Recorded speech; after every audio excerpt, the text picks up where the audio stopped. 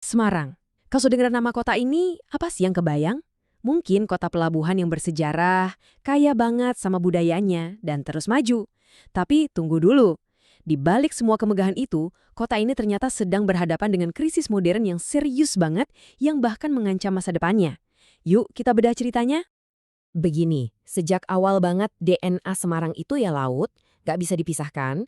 Pesisir itu ibarat gerbangnya menuju dunia, jadi sumber kekayaan dan jadi tempat bertemunya berbagai macam budaya yang ngebentuk kota ini sampai jadi kayak sekarang. Nah, disinilah letak paradoksnya. Laut yang dulu memberi kehidupan, sekarang malah balik membawa ancaman. Kok bisa? Kenapa kota yang punya sejarah begitu hebat ini sekarang justru punya resiko tenggelam? Apa yang sebetulnya sedang terjadi? Untuk menjawab pertanyaan itu, kita perlu mundur sedikit ke belakang, menyelami kisah ini dari akarnya. Kita harus kembali ke masa lalu, saat nama Semarang pertama kali disebut. Asal-usul namanya sendiri cukup puitis loh. Datangnya dari kisah Kipan dan Arang yang menemukan pohon asam atau asem yang tumbuhnya jarang-jarang atau arang di wilayah pesisir baru ini. Sebuah awal yang kelihatannya sederhana ya, untuk sebuah kota yang nantinya akan jadi begitu besar. Dan perkembangannya itu luar biasa cepat. Bayangin, dari cuma sebuah daerah pesisir baru di abad ke-15, statusnya terus menanjak. Jadi kabupaten di bawah Demak, lalu jadi aset berharga yang diserahkan ke VOC, sampai akhirnya jadi kota modern di awal abad ke-20. Setiap tahap ini benar-benar memperkuat fondasi Semarang sebagai pusat yang strategis. Nah, masuk ke era kolonial Belanda, ini nih titik baliknya. Momen ini mengubah wajah Semarang secara drastis dan menjadikannya salah satu permata mahkota Hindia Belanda. Di bawah Belanda, Semarang berkembang pesat banget. Kota ini jadi pusatnya segalanya, mulai dari perdagangan, pemerintahan, sampai militer. Investasi besar-besaran melahirkan ikon-ikon yang kita kenal sekarang, seperti Lawang Sewu dan Kota Lama, yang bikin Semarang jadi salah satu kota paling maju di Jawa saat itu. Eits, tapi cerita Semarang itu bukan cuma tentang kolonialisme ya. Kota ini juga punya peran yang sangat vital dalam perjuangan kemerdekaan Indonesia.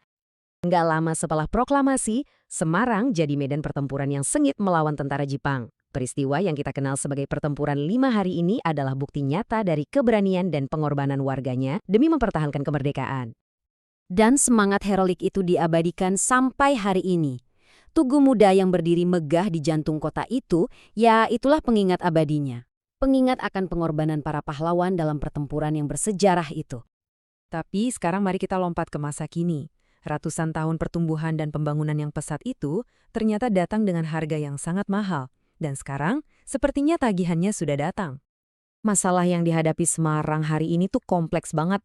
Bisa kita kelompokkan jadi 3 tantangan utama. Bencana yang berhubungan sama air, degradasi lingkungan yang parah, dan tekanan sosial akibat urbanisasi yang gak terkendali. Coba lihat angka ini. 1.000 ton. Ini angka yang sangat mengejutkan. Ini bukan berat sebuah monumen, tapi jumlah sampah yang diproduksi oleh Semarang setiap harinya. Sampah-sampah ini sayangnya seringkali berakhir di saluran air, menyumbat alirannya, dan jadi salah satu pemicu utama banjir yang makin sering terjadi. Nah, yang menarik sekaligus bikin ngeri itu adalah gimana semua masalah ini saling terkait, jadi kayak lingkaran setan. Pembangunan yang nggak terkendali menyebabkan banjir dan penurunan muka tanah. Penurunan tanah, malah bikin rob jadi makin parah. Limbah mencemari air tanah. Dan semua ini terus aja berputar, membuat kondisi makin hari makin buruk. Krisis ini bukan cuma soal lingkungan loh, arus urbanisasi yang tinggi tanpa diimbangi perencanaan yang matang akhirnya memicu masalah sosial, mulai dari pemukiman kumuh, pengangguran, sampai naiknya tingkat kriminalitas. Ini adalah sisi manusia dari sebuah krisis tata ruang. Jadi, setelah kita lihat kebangkitan historis dan resiko modernnya, kita sampai pada pertanyaan yang paling krusial. Bagaimana masa depan kota ini? Dan slide ini dengan cemerlang merangkum inti masalahnya. Pesisir yang dulu jadi sumber kemakmuran, sekarang malah jadi sumber bencana. Pertumbuhan yang dulu jadi simbol kejayaan, kini justru jadi ancaman bagi kelangsungan hidup kota itu sendiri.